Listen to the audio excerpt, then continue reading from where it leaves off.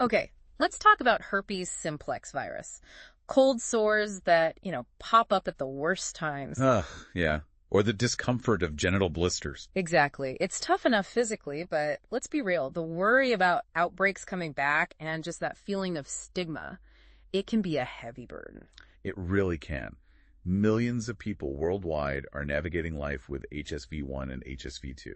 So the big question we're really digging into today is, can we look beyond just the creams and pills that manage symptoms? Right. Could nutritional supplements offer something more? A way for our bodies to maybe get better at suppressing the virus, maybe even keeping it dormant. That's what we're exploring, this potential new hope through advanced nutritional science. We're on a mission to see how natural supplements might help control or maybe even keep HSV-1 and 2 quiet. Yeah, how they can support the immune system, maybe reduce those outbreaks, and tackle the virus's knack for hiding. And we're looking at insights available from MarketShoppy.com, which focuses on this specific area. Okay, let's unpack that hiding part a bit more, because herpes isn't like a cold you just get over, right? Not at all. The sources call HSV-1 and HSV-2 stealthy pathogens. Stealthy. So what makes them so good at, sticking around? Well, what's really interesting is how they set up shop long term. Once you're infected, the virus doesn't really clear out. It actually moves into our nerve cells. Nerve cells? Wow. Right. And it goes into this latent state, dormant. Think of it like a hidden intruder just waiting. So it's lying low, basically hiding from our immune system. Yeah, exactly. And that lets it reactivate later. During times of stress, maybe, or fatigue, getting sick. Those are classic triggers, yeah.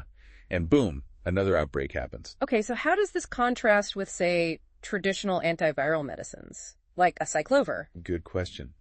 Those drugs, like acyclovir or valacyclovir, they mainly work when the virus is actively multiplying during an outbreak. So they stop it from copying itself. Right. They help manage the symptoms then and there. Yeah. But they don't really get at those hidden reservoirs in the nerve cells. Ah, I see. So they don't target the dormant virus. Not directly, no.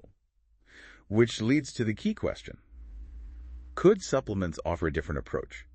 Maybe target that latency? That's the hopeful angle, isn't it? Trying to do more than just symptom management, trying to influence the virus even when it's quiet. Precisely. And the information we're looking at suggests, maybe 3 main ways supplements aim to do this. Okay, let's break those down. First up, boosting the immune system. Right. We see ingredients mentioned like L-leucine, vitamin C, zinc, echinacea, elderberry, stuff we hear about for general immunity. Uh-huh. How might they help specifically with herpes? Well, the core idea is pretty simple. A stronger immune system is better at defense, right, against all sorts of things, including viruses. Makes sense. So these ingredients are thought to support different parts of immune function. L-leucine, for example, some lab studies suggest it might interfere with how the herpes virus replicates. Interesting. And vitamin C, zinc, they're crucial for overall immune health.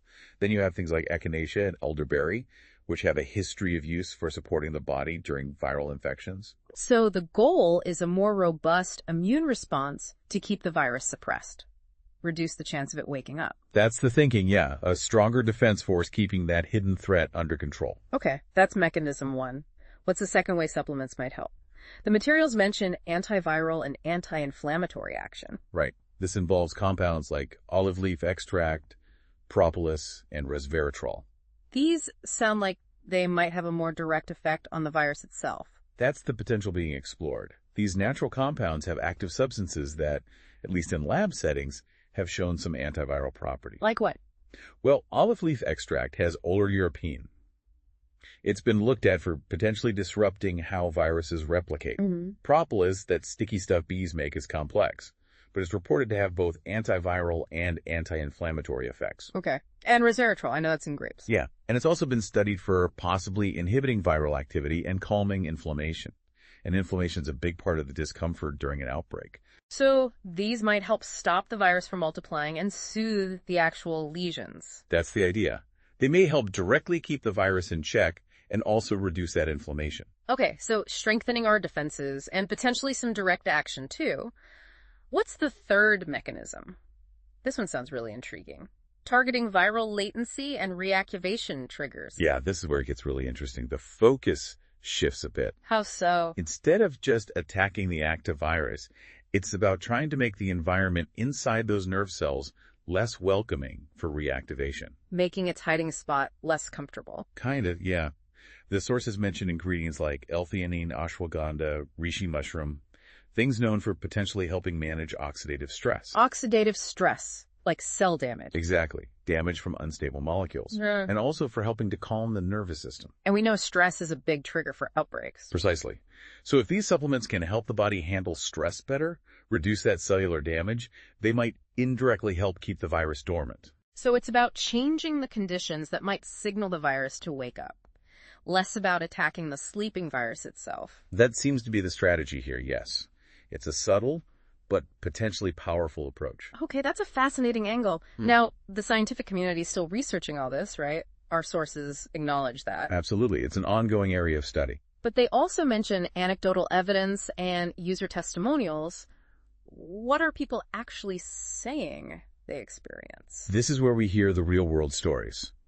People using these kinds of supplements report some pretty positive changes sometimes. Like what kind of changes? Fewer outbreaks is a big one. Maybe going from several a year down to one, or even less. That would be huge. Definitely. And when outbreaks do happen, some report they're shorter, less severe. Okay. Anything else? Yeah, some people also talk about just feeling better overall, more energy, improved mood, and importantly, less anxiety about the next potential flare-up. Those personal stories are encouraging, but, and this is really crucial, the material stress these results are not guaranteed for every user. Absolutely critical point. Yeah. Everyone's body is different. Immune systems vary. What works for one might not work the same for another. Right. And that leads into the next point, how these supplements fit in as alternatives or complements to other treatments. Exactly. The information positions high-quality supplements as potentially well-tolerated options. Maybe even something you could use alongside prescription antivirals, if your doctor agrees, of course. And they mentioned that sometimes long-term continuous use of prescription drugs might have side effects for some people. That's a consideration mentioned, yes. Whereas supplements are often designed for daily use and are generally well-tolerated, often without significant drug interactions. But again, always check with a doctor. That daily support aspect seems key for potentially managing things long-term. But the disclaimer is huge here, isn't it? It is. Always, always consult a healthcare provider before starting any new supplement. Especially if you have other health conditions, or you're pregnant, breastfeeding, taking other meds. Absolutely. Professional guidance is non-negotiable. You need to make informed choices with your doctor. Okay, so for listeners who are interested, who want to learn more or explore these supplements, where do the sources suggest they look? They point to MarketShoppy.com. It's presented as a resource for finding scientifically formulated supplements created to help defend against herpes outbreaks. And the vendors there meet certain quality standards. That's what the information suggests, yes. They also mention the MarketShoppy Global App. Available on app stores. Yep, major platforms. Apparently it has exclusive product listings, health advice, wellness tools, aimed not just at HSV, but general immunity too. Okay, good resources to know about. So let's try and wrap this up. What's the big takeaway here? Well, I think the main point is that while no supplement is being called a cure for herpes, let's be very clear about that. Right, no cure. There's growing research, plus these user experiences suggesting that targeted nutritional support can be a meaningful tool, a part of the management strategy. Exactly. We've talked about how these supplements might potentially reduce outbreak frequency and severity, maybe help strengthen the body's own defenses, and ultimately contribute to a better quality of life for people living with HSV-1 or HSV-2. It seems like the approach is multifaceted. Yeah. Boosting defenses, maybe interfering with the virus directly, and even trying to influence that dormant state.